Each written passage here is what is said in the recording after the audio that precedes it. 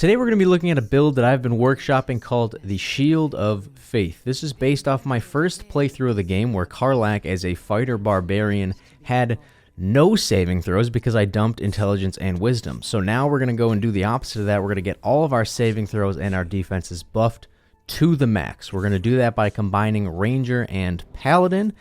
If you read the title, you know that this is a level 20 build, so it does require a mod. That mod is in the description below. If you don't know how to mod, let me know. I'll try and help you out or even make a video about it, but it's fairly simple. All you need is a mod manager and this one mod to get all the way up to level 20 with multiclassing. So, without further ado, let's see how we're going to get there.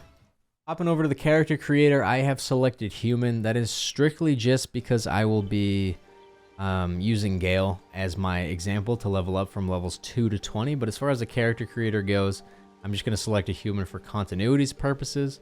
Because this is a frontline character, if you are trying to min-max, the best races would probably be a half-orc who gets bonus from Savage Attacker. All of his critical hits get an extra die of damage, which is awesome. He also gets a free death save from Relentless Endurance, which is fantastic. If you want to be a little bit more hardy, you can get the Gold Dwarf, which gets an extra HP per level, which is also fantastic. And then if you want to be dishing out a little bit of extra bonus damage, you can get the Tiefling, who get free smites, which is fantastic. Of course, you can pick any race that you want to be. They're not tied to abilities. They're not tied to ability scores anymore. Like I said, I'm just going to go with human to maintain continuity when we eventually hop over to Gale. As far as starting class goes, I'm going to go with Ranger. This makes the most sense because we're going to spend our first 8 levels there. Starting with Paladin would give us heavy armor, but we're going to pick that up along the way anyway, so it doesn't really matter. Ranger gives us a couple choices. First off, we have Natural Explorer. If you really want a friend or you really want Sleight of Hand, you could pick these first, but we do get another Natural Explorer later. So I think the best bet is probably picking Poison to start. We're going to have an item that gives us other resistances later, so we don't have to worry about these two. Poison, early game, I find that people throw vials of poison at you or they're dipping their weapons, coating their weapons, etc. So I think resistance to poison probably has the best early game buff anyway. And then as far as favorite enemies, we're definitely not going to take Mage Breaker because that gives you True Strike, which is borderline useless. Sacrifice a turn now to attack later, which I don't like. We are going to select Bounty Hunter. This will give us... I was going to say will give us advantage, but it gives our enemies disadvantage on saving throws against being ensnared, which is fantastic. We're going to be using Ensnaring Strike a lot, and as you can see from the right here, our wisdom's not going to be super high, so we'll probably need that disadvantage to make Ensnaring Strike matter. We're also going to take Ranger Knight later, so if you want to flip-flop these, you could, but the heavy armor proficiency is not important until later in the game, so I would probably start with Bounty Hunter.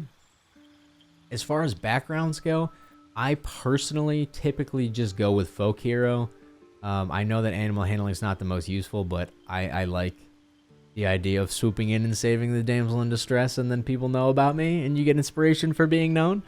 This is going to be a high charisma character, so if you wanted to be the face of the party, you could get Insight and Persuasion from Guild Artisan. If you wanted to be a stealthy character, this whole character will have 16 dex. So good enough dex if you want to get Deception, if you want to get Sleight of Hand, or I thought Criminal is Stealth. If you want to get Stealth from Criminal, it's a fairly high dex character, so Stealth is definitely possible. Like I said, I'm just going to go with Folk Hero. Pick whatever you want. They're all great. They all offer a fun little snippet of role-playing from the inspiration, which I find great. I recently played as a, I think it was an urchin? Yes, an urchin for the first time, which was great. I got money for stealing from a dead slave. I got inspiration from that, which was, I thought, a nice little touch. It made me feel a little RP-ish, even though I wasn't exactly expecting it at the time. As far as ability scores go, I'll start off with the 3 10s. Strength, Intelligence, and Wisdom, I'm just going to leave at 10 because I don't want them... I don't want to get pushed around, or I don't want to get, have bad wisdom saving throws early game. I don't want to have that -1, so we're just going to leave them at 10. We're going to focus on Dex and Charisma here, both at 16. Dex will be good for a little bit of extra armor class. We're not going to have heavy armor proficiency until later, so we are going to have to stick with light or medium. That'll be good for the AC. Charisma will be good for later on. It also allows us to be the face of the party, and Constitution is going to get bumped by a half feet later on.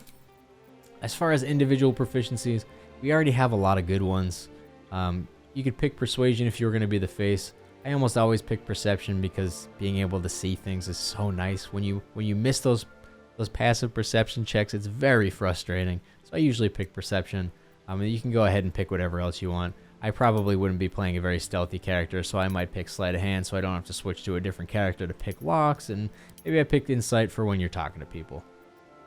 We'll pick Nature for the Ranger and Athletics so we don't get pushed around. We do something like that, although I did have to give up my Persuasion for that, so I probably pop it down to Persuasion and go like this. Now we're a really good face of the party, and we're also a fairly good passive perception.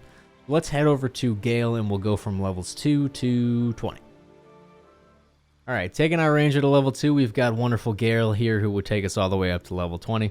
We're going to go 8 levels in Ranger like I previously mentioned, so the first thing we're going to do is just get some spells and a fighting style. As for spells, I think there's some obvious ones. We already have the... our enemies have disadvantage against ensnaring strike, so I think that's probably the most obvious one. And then usually I struggle between Hunter's Mark and Fog Cloud. I think Hunter's Mark is more obvious, just attach it to somebody and go up and stab them. But Fog Cloud is really useful at times. You can hide in it, you can give other people disadvantage with it, etc., etc. It can be very useful, but it takes a little bit more sort of planning. If you want to get the extra movement or talk to animals, you can grab one of the ritual spells, and of course Enhanced Leap can help as well. Hail of Thorns is quite good early game, but 1 to 10 piercing damage splash later in the game stinks. So we're not going to take that. And Goodberry is good for healing, but I find it to be tedious to waste a spell slot just to get stuff that I can pick up literally off the ground. And then as far as our fighting style goes, we're going to pick defense. This is a defense first build. So an armor class of +1 is obviously exactly what we're looking for. We will pick up another fighting style later on from Paladin, but that one will also be defensive as well. We'll hop over to Ranger level 3, where it's going to auto-default us to Beastmaster, but we sure as hell are not doing that. First things first, you can pick a second spell. I'm just going to pick Speak with Animals. It's useful and allows for a lot more talking through the game, but most importantly, we're going to look at Gloomstalker instead of Beastmaster or Hunter. Gloomstalker is the key here because at level 7 we get some seminal abilities that give us great proficiencies. Beastmaster is a class that I think is good with more Beastmaster, more better. And then Hunter is usually a good equivalent option to Gloomstalker. They both have some damage help options. But I think Gloomstalker stands out here because, like I said, we're going to need those proficiencies at level 7. We also get Dark Vision, which if you don't already have is fantastic. And then we get a bonus extra attack through Dread Ambusher on the first turn, which is awesome early game. To be level 3 and to have 2 attacks on the first turn is a humongous bonus in this game. We have the option to replace spells, but I will not be doing that. We'll take it to level 4, where we get our first feat. Another option to replace spells. I'm not going to replace any spells there. I'm pretty happy with those, but we're going to take a defensive feat, and that is Resilient Constitution. I think that by taking this, first of all, it buffs our con up to 14, so we get +2 to our con checks and saving throws, which is fantastic. We also get proficiency in saving throws with Constitution, which is fantastic. Rangers start with Dex and Strength proficiency, and we are adding Con. So now we only are missing Intelligence, Wisdom, and Charisma as far as proficiencies go. Our Charisma is pretty high, so we're not going to worry about that one. And later on, we will pick up Intelligence and Wisdom from an ability from our subclass, which is fantastic. Going on to level 5, we'll get access to our next level of spells, as well as extra attack. Extra attack, obviously, is part of the reason why huge damage and power buffs come at level 5, along with level 3 spells. And we also get Misty Step, which is a fantastic S-tier spell for any class. Getting it for free here. I mean, we don't get to use it for free, but we don't have to waste a spell preparation or spell choice slot on it, which is fantastic. Misty Step, an awesome spell to have on any class, so I'll take that. And then, like I said, we get our level 2 spells with the Ranger. I would normally pick Spike Growth here. This is a spell that both slows enemies and damages them, which is fantastic. You can just plop it on somebody, and they're going to waste their turn hopping out of there, and they're probably going to take some damage. And if you plop it on if you put it between you and a melee combatant, the AI is not amazing, so they're probably just going to walk right through it. We already have Dark Vision, so that's not really helpful. Bark Skin kind of stinks. Pass Without Trace could be useful if you want to help out your rogue a little bit, but I mean, generally speaking, I think most of these are pretty lackluster except for Spike Growth. So I'm going to go ahead and go with that, and we'll push on to level 6. Now, at level 6, we'll get our second favorite enemy in Natural Explorer. Normally, these would be not super useful for a build, especially the favorite enemy, but we actually need to take Ranger Knight here for the exact build that I want because it gives us heavy armor proficiency. I was wrong in the intro stating that we get it from Paladin. We do not. When we multiclass over, you only get it from subclasses. I was thinking of Cleric. If you multiclass into a War Cleric or a Tempest Cleric, you do get the armor proficiencies, but you do not get them from multiclassing into the overarching class. It has to be a subclass specific bonus. As for Natural Explorer, a lot of options here because there is an item that you can get that will give you resistance to fire and cold, so we don't necessarily need to take these. So you could take Sleight of Hand or Beast Tamer. I'm going to just take Urban Tracker because I have that that arrow, that bow that will give me cold and fire resistance, so we don't really have to worry about those. So I'm just going to take Urban Tracker, and for the rest of this game, I'll be very good at opening things and getting places I should not be.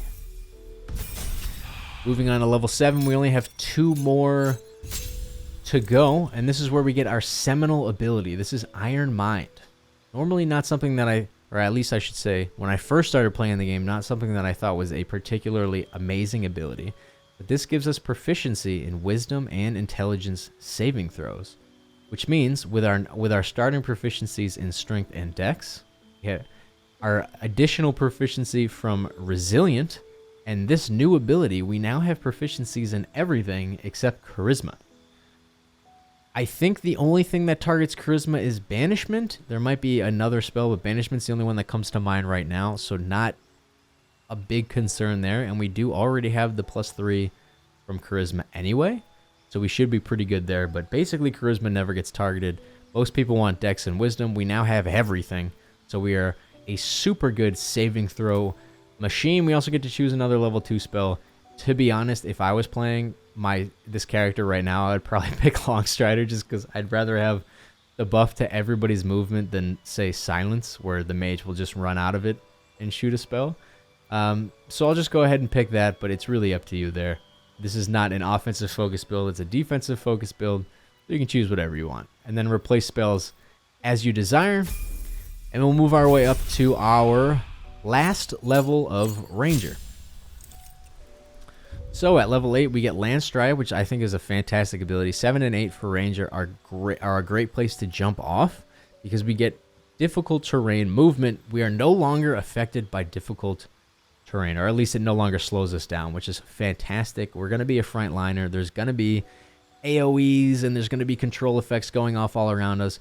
Being able to resist them with those saving throws that we've already put together, as well as being able to move through anything people put on the ground, is fantastic.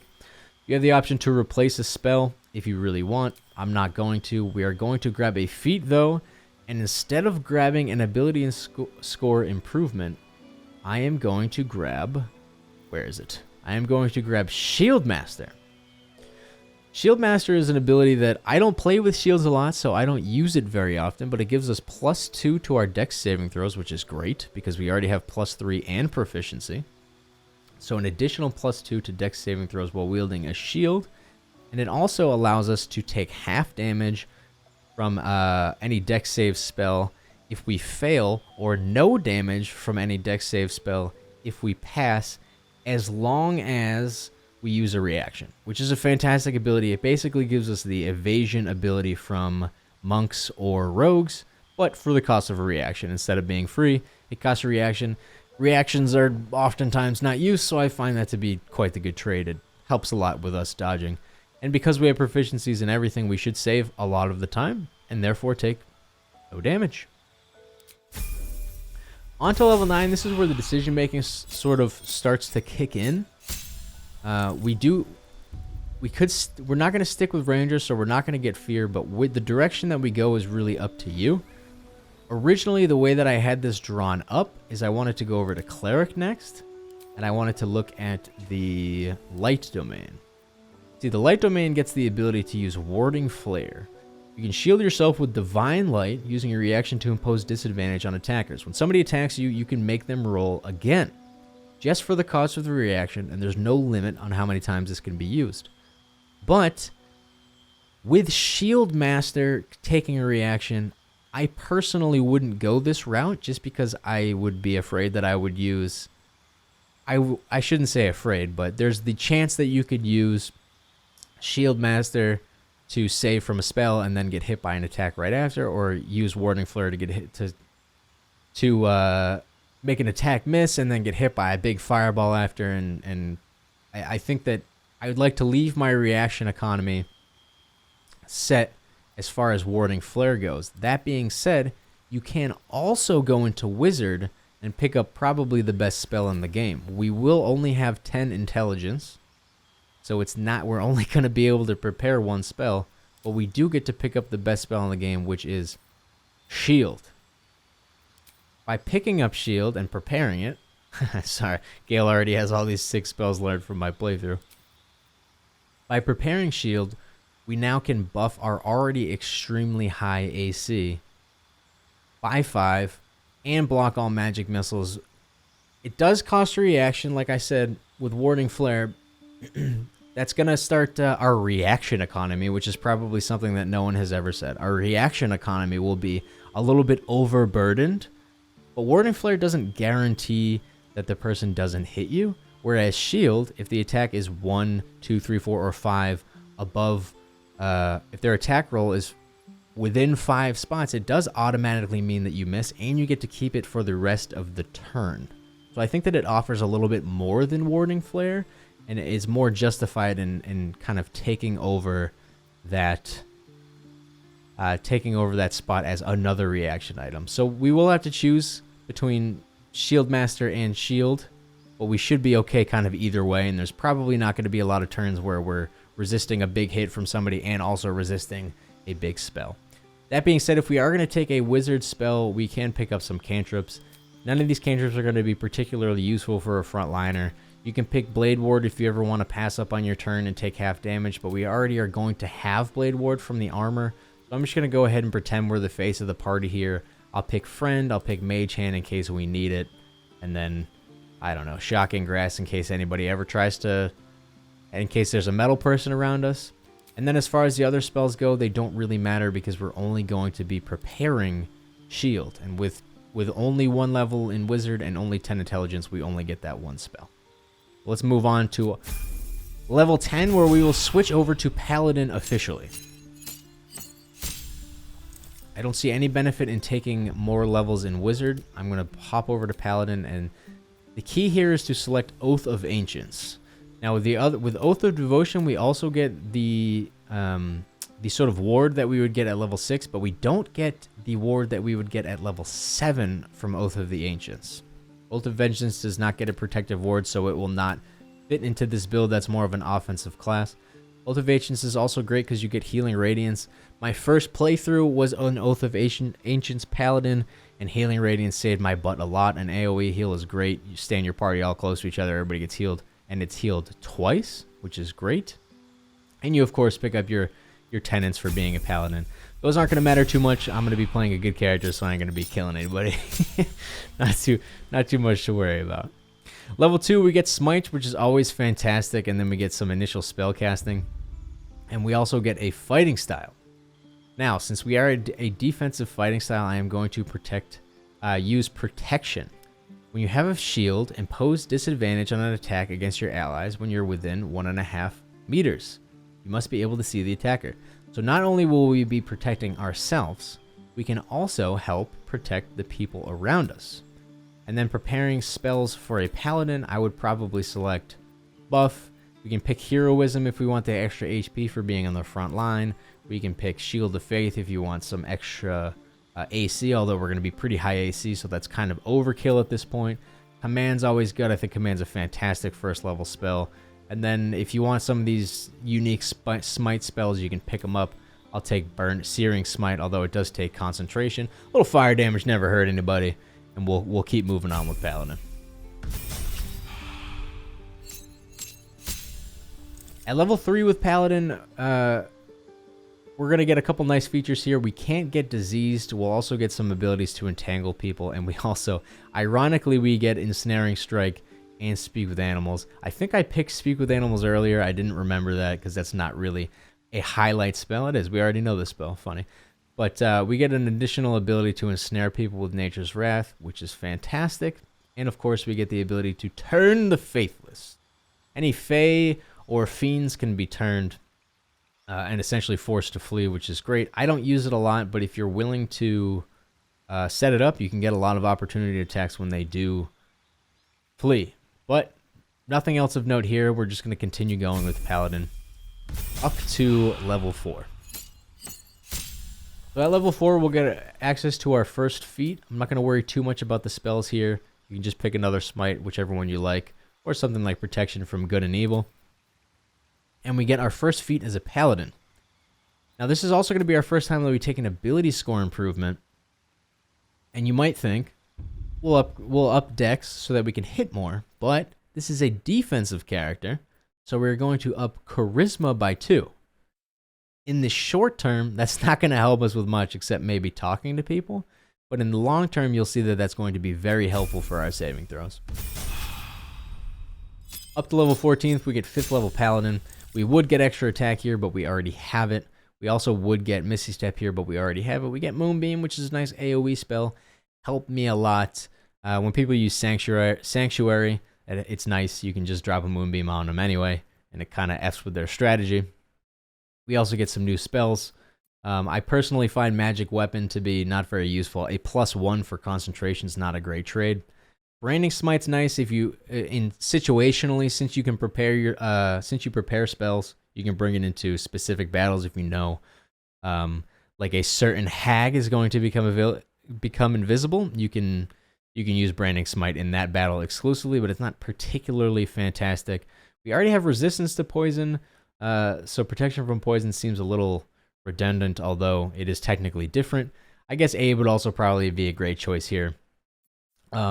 Although I will note that Compelled to Duel is a fantastic choice here. It does take concentration, but with a character that is going to be hard to hit, and it only being a bonus action, Compelled to Duel might actually be something that I use a lot. There is an item that you can get to use this as well.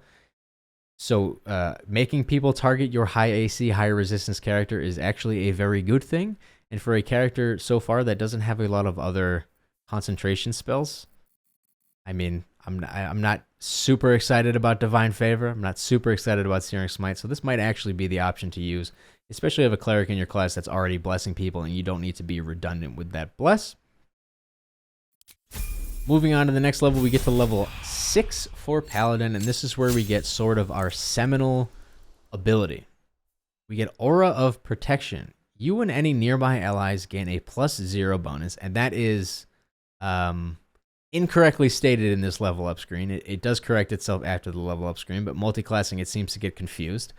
It is a plus your spellcasting modifier bonus to saving throws. So our spellcasting modifier for a Paladin is 18. We will get that +4 outside of this screen, but the level up screen seems to be a little bit confused. It's probably taking Wisdom into account as a ranger. It happens. It works out in the end, and I will show you that afterwards when we get into some battles. You can also choose a few extra spells, but we'll hop on to level 7, where we only have this and another level for Paladin. Same thing here, nothing exceptional except the Aura of Warding. So this is another fantastic defensive spell, and it makes you almost impenetrable by magic. The last two levels make you almost impenetrable from elemental abilities. So you're gonna pass your saving throw based to that saving throw buff, and now you have the Aura of Warding. You and any nearby allies take only half the damage from spells. So now you're halving damage. And Shield Master means that you half damage. So this is just means at the worst case scenario, you're going to take half. Worst case scenario, you're going to take like a quarter damage. And most likely you're going to take none. Because of Shield Master. Also, the people standing near you are going to take half damage, which is also exceptional if there's another frontliner or maybe a rogue that gets caught in the mix. And then we will advance onward to our last level of Paladin, or potential last level of Paladin, I should say, where we will just be taking another ability score improvement and buffing up Charisma. Now, like I said, it's a defensive build, so buffing up Charisma might seem weird, but that aura is fueled by our Charisma, which means that our Charisma modifier is now 5, which means you get a plus 5 to all saving throws. And if you remember from the beginning, we have proficiency in every single saving throw, although they're not showing for some reason. But we took Resilient Con, and we have an ability that gives us saving throws for intelligence and wisdom. So we do have those, and I will show that at the end. Now, after we get to level 8 for Paladin, we have kind of a few options here. We can go back to Wizard if we want, and you can finish out with 4 Wizard spells, or 4 Wizard levels. That will actually make you a full caster, although your intelligence will be quite low. So even if you're able to learn some good spells, you won't really be able to use them super well, although sometimes I do dip into Wizard classes just to teach a class something like Shield or Misty Step or something along those lines. You could also dip into another casting class to become a full caster, but you'll only get those low levels. So I actually am just going to stick with Paladin because at level 11, we get a nice buff to damage. We also get access to our 3rd level Paladin spells. Elemental Weapon, like I mentioned, similarly with Magic Weapon, is not fantastic for concentration. You can go ahead and pick whichever you want. I personally like Warden of Vitality. I don't think it's amazing, but being able to heal people with your bonus action is fantastic, and it is not concentration. So this is a nice little buff that I like to carry on. I know it's not the most useful, but for me, walking around, dishing out healing energy to everybody around me is something that I like very, very much. And then I'll try and go quick here for these last 2 levels of Paladin. We're not going to get any more feats. You do get an extra lay on hands charge, which is nice. And we do get an Aura of Courage, which resists Frightening. Not super important. Frightening's not not incredibly common, although it is crippling when it happens, so it's nice. It's nice. It doesn't hurt. And then at level 11, we get sort of the seminal ability of the Paladin, which is improved Divine Smite. So all of our regular attacks, not just our smites, have an additional 1d8 radiant damage, which is fantastic. It's just free damage just for sitting there. So let's hop into battle and see how this build actually works, getting attacked and attacking. All right, we're here with our best man, Gale, and he is fully locked and loaded to show off his resistances.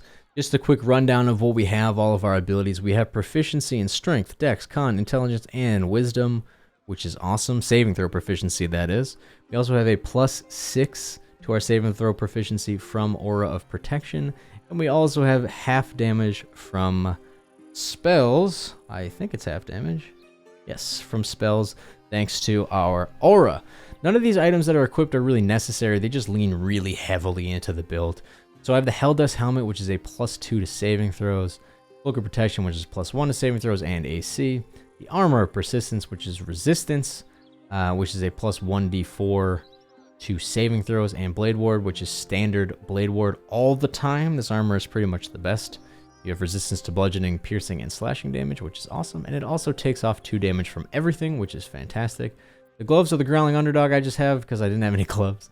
The evasive shoes are +1 to armor class. I have the perioptic wound closure, which if we do get hurt, when we get healed, we will get maximum healing. And if we get downed, we will automatically stabilize. The Ring of Regeneration, which is 1 to 4 hit points per turn, but will be 4 hit points every turn thanks to the perioptic closure.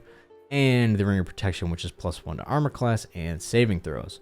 We also have resistance to fire damage and cold damage thanks to the Dark Fire Bow. We also have resistance to poison from our build. And lastly, our shield, Viconia's Walking Fortress, gives us advantage on saving throws against spells, which is phenomenal. That means basically we cannot, we can't, we're not going to get hit by stuff. So let's go ahead and test out that saving throw proficiency right here. We'll cast a fireball. I accidentally cast it on myself. So I am going to use Gale's shield block here just to show you that it negates damage. So standard noob here gets 10 damage. What a loser. Gale, meanwhile, is going to take 0 damage. That is 21 damage divided by 2 with a saving throw. Success means no damage. Our saving throw roll was 31. We rolled a 10 with advantage. And then we get all those buffs, +4, +1, +1, +6, +2, +2, +2, +3, all those bonuses from all the items and all of our abilities. So we have 31 saving throw proficiency, which is nuts. But you don't even have to actually use the Shield Master, so I'm not going to use it this time. If you don't use it, we still took 5 damage. That's it. So if you check out Asterion's damage roll, the damage roll was actually 22. Asterion has resistance to fire, so he took 11. Meanwhile, the damage roll against Gale was 29, but that's divided by 2 by our resistance, by our past saving throw, I should say, divided again by our resistance, and then -2 from our magical plate. So we have only 5 damage from a 29 damage roll, and that saving throw was 37. So you're never gonna get hit by spells. Let's see if I can just do this. And then, of course, we did pack shield. We did not pack shield. Oh, whoops.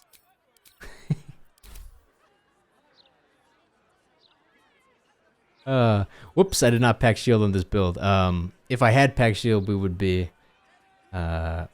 not have been hit by that magic missile. But as you can see, even with getting hit by that magic missile, wearing that magic missile right to the face, we took 2 -1 force for resistance, -2 force for magical plate equals 0 damage. If we had added shield, which this is, I guess, a slightly different build where I took cleric instead of wizard, but the same difference, the nuts and bolts are the same. You can see no damage being taken. So with that being said, if you have any faults with my build, if you want to see me do any build or have any recommendations, or if you have any items that you think I could have added to this build or any future build, please let me know. Keep an eye out. I have level 12 and level 20 builds coming. My next build, I believe, is Zuko, the Monk Fire build, which will be a lot of fun. Otherwise, I will catch you around. Thank you very much for watching.